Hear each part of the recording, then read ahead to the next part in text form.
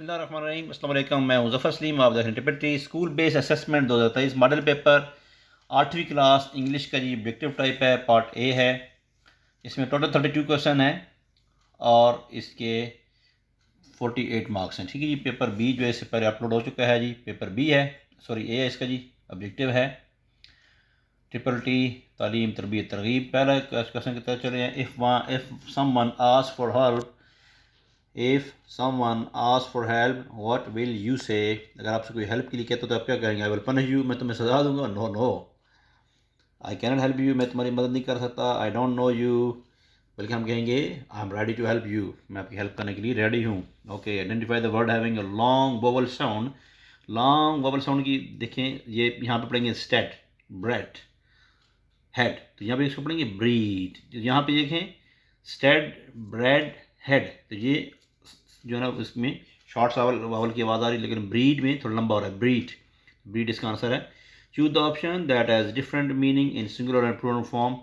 इसमें market, markets, road, roads और drama, dramas. तो आयरन और आयरन जो है इसका डिफरेंट मीनिंग है। एक आयरन लोहा होता है, एक आयरन इस्त्री होता है, आयरन प्रेस करना। ठीक है, तो डिफरेंट मीनिंग है इसके। ठीक है जी। Identify the sentence with the correct use of relative pronoun. इसमें that is the girl which has gotten, girl के बाद हु आता है, विच नहीं आता। This is the table who, अब ये हु पर इधर यहाँ पे विच आता है, यहाँ पे उसने हु लिख दिया है। That is the boy who stood first, तो यहाँ पे हु उसने सही लगाया, ये आपका सही आ जाएगा। This is the man which, तो यहाँ पे मैन का हु आता है, यहाँ पे उसने गलत लगाया, तो ये तीनों गलत है, सिर्फ ये वाला आपका ऑप्शन सही आ जाएगा जी। नेक्स्ट है जी, choose the masculine of mayor. Mayor जो है वो इसका आपने उल्ट अपना बताना है, मस्कुलिन बताना जी। मंकी है, म्यूल है और हॉर्स है, तो गूज, तो ये हॉर्स है मेयर का।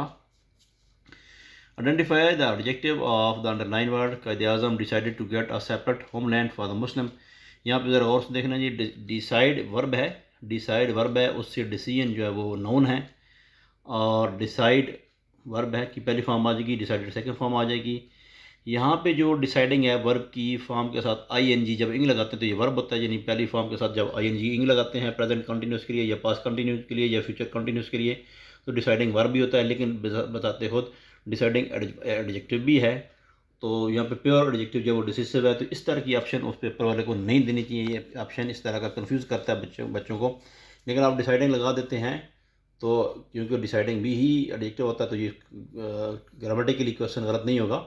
ठीक है, लेकिन टीचर आपको गलत कर सकता है, इसलिए यहाँ पे ऑप्शन इस तरह का नहीं होना चाहिए। इस तरह का ऑप्शन हो तो आप टीचर को बता सकते सर ये तो कन्फ्यूजिंग ऑप्शन है इसमें।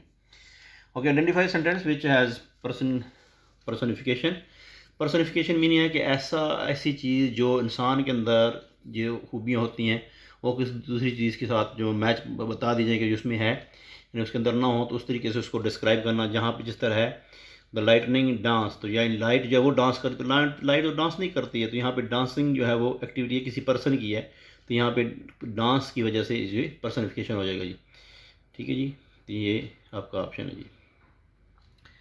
नेक्स्ट है जी, इसमें आपने देखना है कि जो चीज़ें इसमें आई हुई हैं पेपर ऑप्शन, आपके सेंटेंसेस चेंज हो सकते हैं, फ़िक्रे चेंज हो सकते हैं, चीज़ें उसमें यही पूछेगा, पर्सनिफिकेशन पूछेगा, एडजेक्टिव पूछेगा, नाउन पूछेगा। ठीक है जी, तो ये रिलेटिव प्रोनाउन पूछेगा, ये चीज़ें सारी इसी तरह की आएंगी। ठीक है, सेंटेंसेस चेंज हो सकते हैं, तो आपने इसको इसलिए पेपर को स्किप नहीं करना, सारी आपने चीज़ें सुननी है कि कैसे किस तरीके से हमने किया है।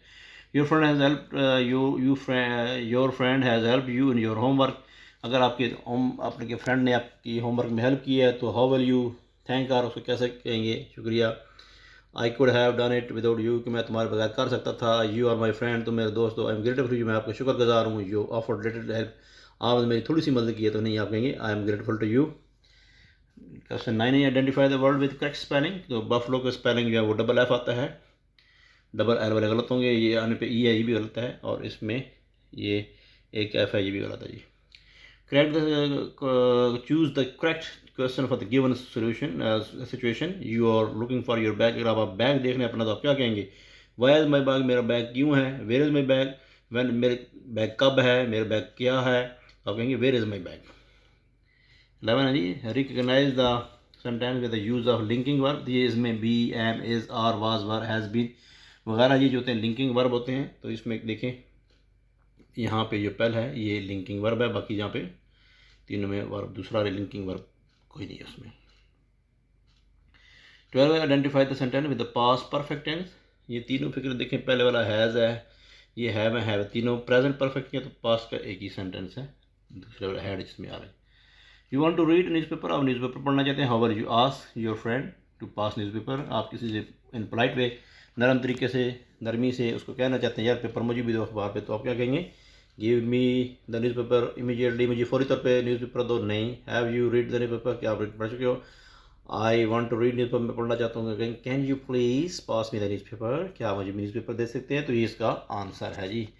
नेक्स्ट है जी 14 question. What is the adjective phrase in the following sentences? We are expecting some extremely sunny. इसमें आपने बताना कि adjective phrase कौन सी है। यहाँ पे है some extremely sunny, यानी sunny के साथ ही extremely थोड़ा ज़्यादा, तो some extremely sunny यानी कुछ ज़्यादा गर्म, तो ये इसके साथ आ रहा है, इसको डिस्क्राइब कर रहे हैं। Identify the comparative degree एक ऑफ द अंडरलाइन वर्ब, यानी कि यहाँ पे अर्ली की है तो अर्ली मोर अर्ली, ठीक है, तो मोर अर्ली आ जाएगा ये वाला, मोर अर्लियर। अगर जी identify the word with correct spelling, तो एक्सट्रीमली ये है एक्सट्रीमली, ये एक्सट्रीमली बनता है, इसको गलत है, ये एक्सट्रीमली एक साथ देखा गलत है, ये एक्सट्रीमली बन रहा है, एक्सट्रीम नहीं बन रहा, तो ये एक्सट्रीमली पहला ऑप्शन है। क्वेश्चन नंबर 17 है जी, चूज एम्फेटिक प्रोनाउन, एम्फेटिक जिसके ऊपर जोर दिया in the given sentence, she herself prepared food for her son, तो यहाँ पे ये है एन एम्फेटिक प्रोनाउन, यहाँ पे डेफिनेशन आप देख लें ताकि दूसरे स्पीकर में आप कर सकें। An emphatic pronoun is a pronoun such as myself, herself, yourself, etc. that is immediately used after the noun to which it refers in order to show emphasis. यहाँ पे था she के फौरी तौर पर herself आया, वो उसके फौरी तौर पे उसके pronoun के बाद में आता है, तो यहाँ पे she, her और her, herself, तो herself है। This is the train, whose नहीं होता, whom नहीं होता, which, ठीक है जी, which will leave at 5 PM. Identify the sentence in which an intransitive verb is used, verb that indicates a complete action without being accompanied by a direct object, जिनके साथ direct object नहीं होता, that does not form a passive, जो passive नहीं बनाते हैं, direct object नहीं होता, तो वो इंट्रांसिटिव वर्ब होते हैं। जब यहाँ पे देखें, अगर आप देखते हैं तीनों फिक्रों को, they are arranging an exhibition in the school here, तो यहाँ पे इसको आप देख लें, अंडरस्टैंड कर लें ताकि सेंटेंसेस चेंज भी हो जाएँ, पेपर कोई और भी हो तो आपको समझ आ जाए। तो यहाँ पे क्या है, कहना है जी आपने exhibition, an exhibition is being arranged by them in the school here, ठीक है जी। आगे क्या जी, banana are being eaten by them in the school, उसको भी बन सकता है। यहाँ पे जो long essays on the subject of computer are being written, ठीक है, तो ये भी बन सकता है, लेकिन यहाँ पे वी आर वर्किंग हार्ड, तो यहाँ पे वर्ब तो है, लेकिन यहाँ पे जिस तरह था बनाना है और वो खाए जा रहे हैं, एग्जीबिशन है वो अरेंज की जा रही है, ऐसे जो है वो लिखा जा रहा है, लेकिन वर्क जो है वो आगे कुछ भी नहीं है इसके साथ, तो इसमें डायरेक्ट ऑब्जेक्ट इसके साथ नहीं है, तो ये वाला क्या है इंट्रांसिटिव वर्ब है, इसका पैसिव वॉइस भी नहीं बन सकता। The students reach the class than dash the ever, यानी पहले की निस्बत जो है वो चेयरफुली, तो यहाँ पे क्योंकि उसको कंपेयर किया जा सकता है, किया जा रहा है, तो the student reach the class more cheerfully than ever before, यानी पहले की निस्बत जो है ना वो, तो यहाँ पे ये आएगा। उसके बाद identify the sentence with correct use of semi colon, semi colon को ये बोलते हैं कि एक आपने ये जो फुल स्टॉप के नीचे कॉमा होता है इसको सेमी कॉलन कहते हैं, डबल हो तो कॉलन होता है, और सेमी कॉलन यूनी ये इस तरह का सेमी कॉलन है जी। तो सेमी कॉलन देखें अब यहाँ पे पहले वाला, ये लास्ट वाला ऑप्शन जो देखें, तीसरे वाला ऑप्शन देखें, तो सी के मिस्टर के बाद कॉमा लगा रहा था, ये तो बिल्कुल गलत हो। पहले आप ये कि जो उसमें गलत है वो निकाल दिए करें, सी में मिस्टर के बाद कॉमा है तो ये गलत हो गया, निकल गया। आप देखें trees were planted by mister Umar, semicolon है, दी प्रिंसिपल फिर सेमी कॉलन लगा रहा है, फिर आसफ, तो 3 तक लगातार वो बार बार सेमी कॉलन लगा रहा है, तो ये डी वाला ऑप्शन भी गलत हो गया। पीछे बच के 2, तो यहाँ पे trees were planted by mister Umar comma the principal, इसके बाद सेमी कॉलन, तो यहाँ पे प्रिंसिपल के बाद उसने लगाया, आसफ के बाद नहीं लगाया, तो ये भी गलत है। और ये वाला जो है पहले उसको बता रहा है trees were planted by mister Umar, यहाँ पे बात उसने ख़त्म कर दी कि मिस्टर उमर ने लगाया, आगे समीकरण बता रहा है वो है कौन, दी प्रिंसिपल। इसी तरह एंड मिस्टर आसफ, और मिस्टर आसफ लगाए दी क्लास टीचर, यानी कि मिस्टर उमर जो प्रिंसिपल है और मिस्टर आसफ क्लास टीचर है, उसको यानी कि एक उमर को फिर मज़ीद आगे उसकी तफसील बताई जा रही है, तो यहाँ पे समीकरण लगता है, ये ऑप्शन बी है जी। ये आप देख लें किस तरीके से लगाते हैं जी। आगे identify the underline word in the air, ये सेंटेंस नहीं है, ये सेंटेंस ये पूरा है, ये पूरा क्या है सेंटेंस है, तो ये सेंटेंस नहीं हो सकता। पहले आपने देखना कि सेंटेंस होता है। Two main clauses are join by and but are not, जो दो मेन क्लॉजेज को ज्वाइन करते हैं बाय के साथ, एंड बट आर के साथ, ये आर दूसरे या वाला, यानी कि उनको दो मेन क्लॉजेज को आप बाय के साथ, एंड के साथ, बट के साथ या आर के साथ ज्वाइन करते हैं। Peter came to the party and the celebration started when a sentence consist of a main clause. यहाँ पे देखें उसको मेन क्लॉजेज को ज्वाइन, यहाँ पे इस तरह को बट शट इसको चीज़ नहीं लगी हुई है। आगे है ये कि when a sentence consists of a main clause and subordinate clause they are joined by subordinating conjunction law, no, because when, although, अगरचे, तो इस तरह की चीज़ वो भी उसके अंदर नहीं है because वगैरह। तो ये इन द एयर जाए फिर क्या बचता है, ये सिर्फ सिंपली फ्रेज है। Identify the simple sentence among the following sentence, इसमें सिंपल बताना है। यहाँ पे देखें पहले वाले फिक्र को है, Javeria waited for the train but the train was late, यानी उसने लेट कर दी लेकिन ये हो गया। गेट सम वाटर आर या फायर विल स्प्रेड, पानी लेके वरना आग फैल जाएगी। Nature does not hurry yet ताहम एवरीथिंग, तो इसमें तीनों में, इसमें आर, इसमें येट, इसमें बट लगा के फिक्रा थोड़ा सा मिक्स कर दिया। तो यहाँ पे सिंपल यही है कि I waited for Maryam and Salman at the bus, मैंने सलमान और मरीम के लिए वेट किया। ये सिंपल सेंटेंस था जी। आगे ये सेंटेंस नंबर 24 है जी, चेंज द वॉइस। आपने ये बताना जी कि देयर, ये the students are decorating their classroom, यहाँ पर सबसे पहले देयर क्लासरूम्स आएगा, प्लूरल क्या है इसका, तो आर आ जाएगा, और ये डेकोरेटिंग है तो ये बीइंग आएगा यूज, तो आर है तो ये प्रेजेंट टेंस है। Their classroom are being decorated, यहाँ पे वर्ब नहीं आ सकता क्योंकि आर था तो आर रहेगा, हैव बीन नहीं रहेगा क्योंकि वहाँ पे हैव होता तो नहीं ठीक था।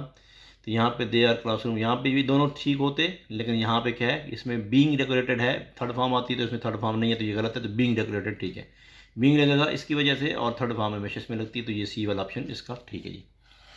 आगे जी, identify the suffix in the word punishment, punishment के अंदर सफिक्स क्या है जी, मेंट जो है वो पनिश वर्ड है और सफिक्स उसका पनिशमेंट है जी। आगे जी 27 नंबर, ये भी टेक्निकल है थोड़ा सा, इसमें identify the sentence in which adverbial phrase is use, adverbial phrase किस में यूज़ हुई है जी। पहले में Ali bought the flower for his mother, यानी सिंपल बात है, कोई बात नहीं है। आगे जो है Pakistani flag has two colours, इसके अंदर दो कलर हैं, टू कलर, तो ये एडजेक्टिव है, उसको डिस्क्राइब कर रहा है। टू भी उसका ये एडजेक्टिव ऑफ क्वांटिटी है, और कलर जो है एडजेक्टिव ऑफ जो है ना वो क्वालिटी कह रहे हैं उसकी, सॉरी उसकी जिस तरह सिफ्त में उसकी आ जाती है, यानी कि कलर ब्लैक है जो भी इसके। और इसमें इसके बाद ब्यूटीफुल सिटी, उसकी खूबसूरती क्या है, ब्यूटीफुल सिटी उसकी खूबसूरती को डिस्क्राइब कर रहा है। तो mount Everest is located in western Nepal की, वेस्टर्न नेपाल में ये जो है ना वो ये एडवर्ब ऑफ प्लेस है, तो एडवर्ब ऑफ प्लेस है, तो ये वाला आंसर सी चाहिए जी। इसमें थोड़ा सा मैं एक्सप्लेन कर दूँ। The desert stretch towards the north, यानी कि जो डेजर्ट है, सहरा है, वो नॉर्थ की तरफ स्ट्रेच हुआ है, तो ये एडवर्ब का है, एडवर्ब ऑफ प्लेस है। Alishba went to Sweden yesterday, वो स्वीडन गई, तो ये भी place of adverb of place है। It is sited in Stockholm, तो ये भी क्या है जी, एडवर्ब ऑफ प्लेस है, तो ये आपका ऑप्शन सी दुरुस्त है जी। आगे जी कि ये पोएम है, when you are up against trouble meet is squarely face to face, lift your chin and set your shoulders, plant your feet and take a race, when it is vain to try dodge it with the best that you can do, you may fail but you may conquer see it although. तो इसमें पहले बताना है जी कि which literary technique is use in the first two line. First two line में वो कहता है जी कि when you are up against trouble, जब ट्रबल होती है तो मीट इट स्क्योरली, तो मीट होता है मिलना, तो आप ट्रबल के साथ मिल तो नहीं सकते, लेकिन यहाँ पे भी वो पर्सन वाली बात है, उसको पर्सन की तौर पे, पर्सनिफिकेशन के तौर पे यूज़ किया गया जी। मीट मिलना ये इंसानी खूबी है, तो यहाँ पे पर्सनिफिकेशन मीट जो है वो मिलना इंसानी खूबी है, लिहाजा ये पर्सनिफिकेशन है। दूसरा, which line represent the main theme of the poem, main theme क्या है जी, यानी कि आप वो कहता है जी कि जो मर्जी हो जाए, आपने अगेंस्ट ट्रबल हो, मीट्स के लिए, लिफ्ट योर चिन, अपना सीना, ये शोल्डर खोलें और इस तरह करें, plant your feet and take a breath, अपने पाँव जमा लें, ठीक है जी। और जब ये पूरी बात इस तरह करके do the best that you can, यानी इसमें ये है कि आप कामयाब भी हो सकते हैं, नाकाम भी हो सकते हैं, सी इट दो, मतलब ये है कि आपने even if it is hard do not give up, आपने अपनी हिम्मत नहीं हारनी है, कोशिश नहीं छोड़नी है, लगातार आपने लगे रहना, ठीक है जी। तो ये इसमें ऑप्शन सी है। नेक्स्ट है जी, in what meaning when is use in line 5, तो यूज दिस पॉइंट, वो कहता है यहाँ पे देखें कि व्हेन इट इज़ व्हेन जब ये बिल्कुल बेमानी हो, टू ट्राई टू डॉज करना बेमकसद हो, नहीं किया जा सके, तो do the best that you can do. तो उस वक्त अपना बेस्ट करें आप जो कर सकते हैं, ठीक है। तो यहाँ पे क्या वेन का मतलब क्या है कि ऐसी चीज़ पॉइंटलेस थिंग जो है या यूजलेस थिंग है जी। 31 है जी, what is the suitable title for the students are never give up, यानी कि आपने बिल्कुल जो है ना वो हिम्मत नहीं आनी, नेवर गिव अप। आगे जी आखिरी 32 है जी, choose the line in which transitional verb device is use. यहाँ पे वो सिक्योरली का वर्ब है, ठीक है जी। यानी again, and, again, then, beside, equally, important, finally, further, furthermore, ये सारे जो हैं ये लास्टली, ये जो इसी तरह फिर यहाँ पे सिक्योरली, ये सारे जो हैं ये क्या हैं, इसी तरह ये एडिशन के हैं, ट्रांजिशन वर्ब, ये ट्रांजिशनल डिवाइसेस हैं, एडिशन की, ये कंट्रास्ट की, ये कंपैरिजन की हैं, सिमिलरली ये रिजल्ट्स की हैं। तो इसलिए यहाँ पे क्या हुआ, ये वाला जो है आपका ऑप्शन जो है वो meet it squarely face to face 32 है जी। उम्मीद है वीडियो पसंद आएगी। थैंक यू जी, अल्लाह हाफिज़, अस्सलाम वालेकुम।